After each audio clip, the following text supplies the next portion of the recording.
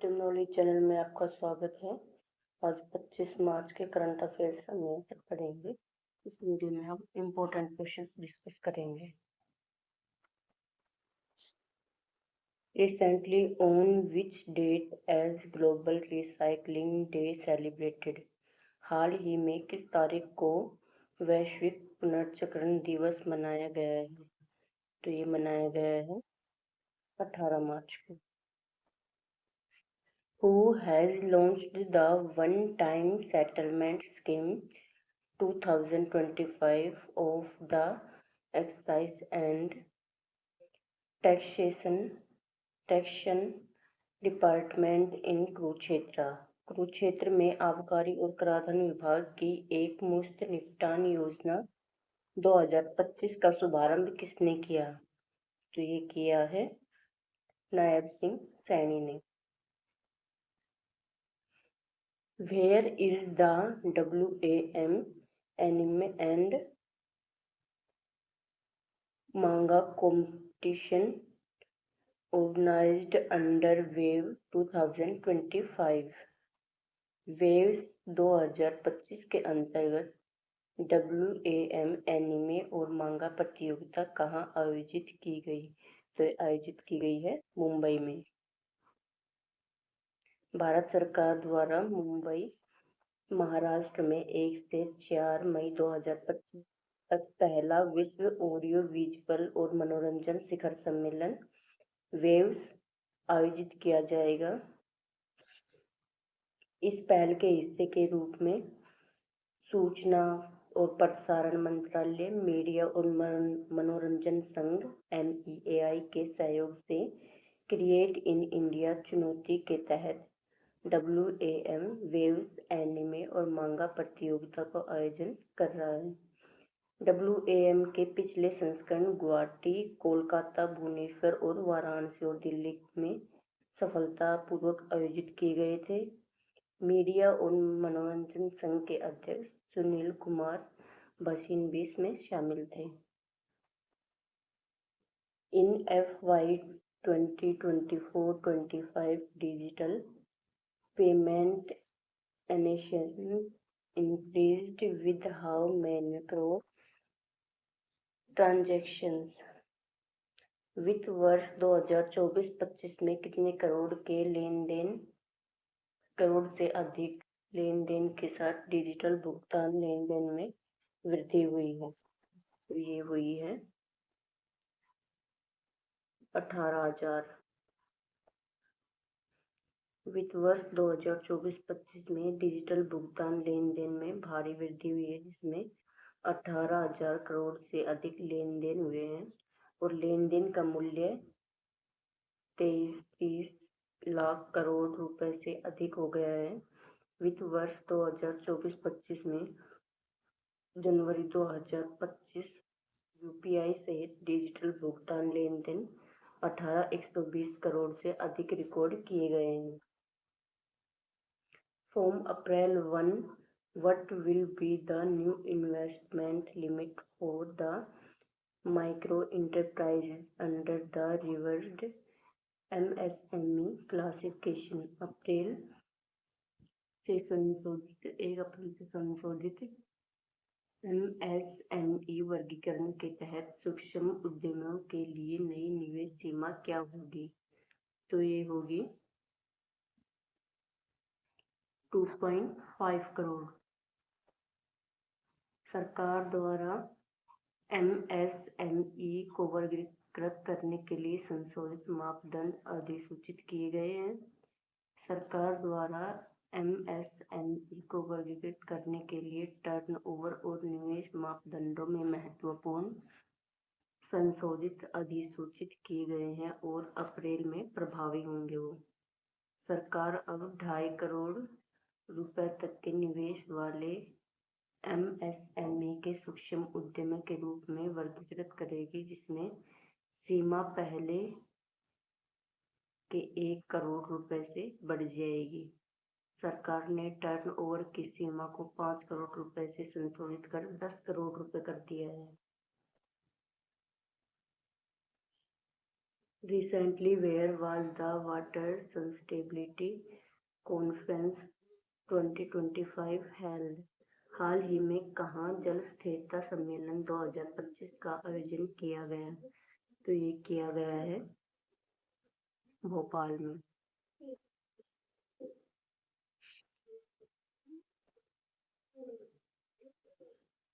Which river corridors were announced by Uttarakhand CM Dhami to boost tourism? Uttarakhand के मुख्यमंत्री धामी ने पर्यटन को बढ़ावा देने के लिए किन नदी गलियारों की घोषणा की है?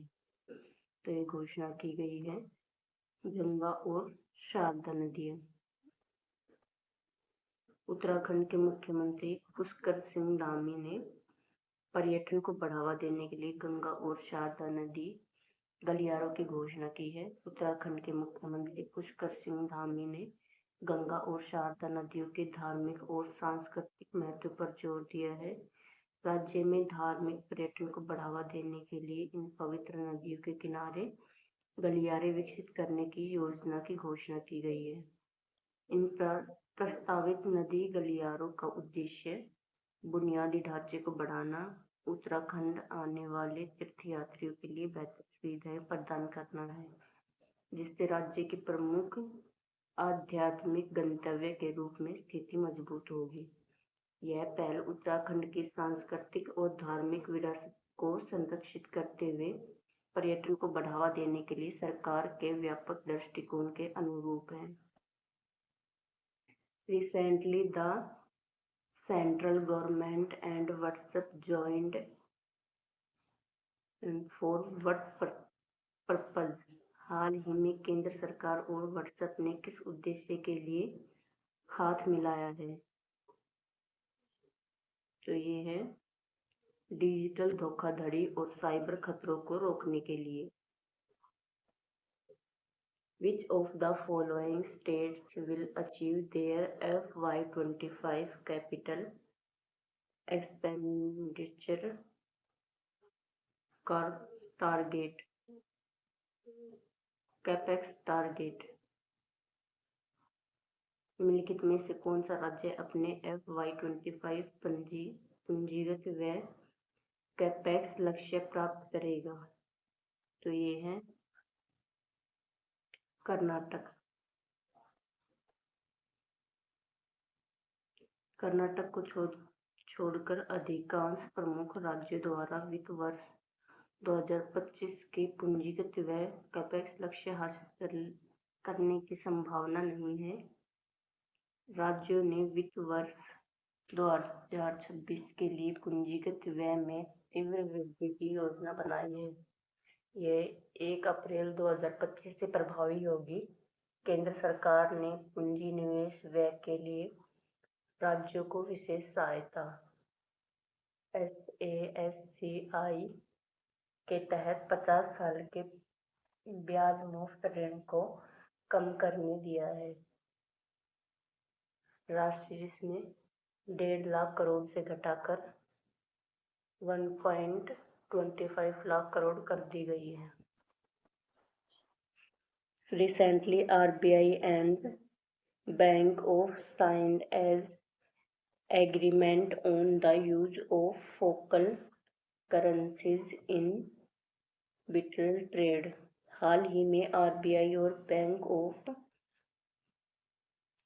इंडिया ने पक्षीय व्यापार में स्थानीय मुद्राओं के उपयोग पर समझौते पर हस्ताक्षर किए हैं।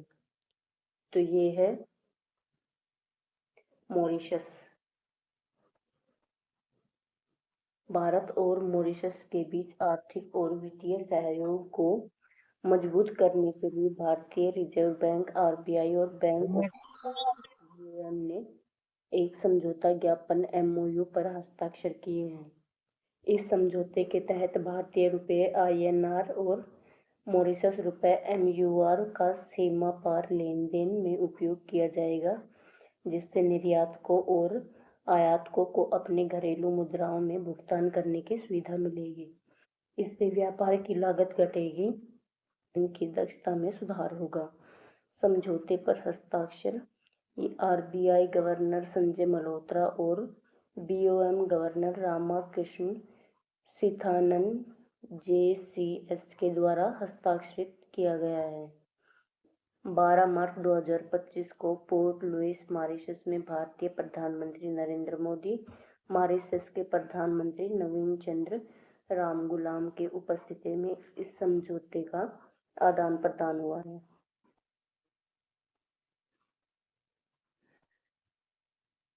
Who launched the Jal Shakti Abhiyan Catch the Rain 2025 on World Water Day at Panchkula Haryana. विश्व 10 जल दिवस पर पंचकुला हरियाणा में जल शक्ति अभियान कैच द रेन 2025 का शुभारंभ किसने किया है? तो ये किया है जल शक्ति मंत्रालय ने। 22 मार्च हरियाणा के पंचकुला के ताऊ देवीलाल स्टेडियम में शनिवार को विश्व जल दिवस पर राष्ट्रव्यापी अभियान जल शक्ति अभियान कैच द रेन 2025 की शुरुआत की गई है। केंद्रीय जल शक्ति मंत्री CR पाटिल और हरियाणा के मुख्यमंत्री नायब सिंह सैनी ने जल शक्ति अभियान कैच द रेन 2025 का विधिवत शुभारंभ किया है। इसके अलावा जल संरक्षण, जलापूर्ति योजना व स्वच्छता अभियान के तहत कई परियोजनाओं का उद्घाटन एवं शिलान्यास किया गया है।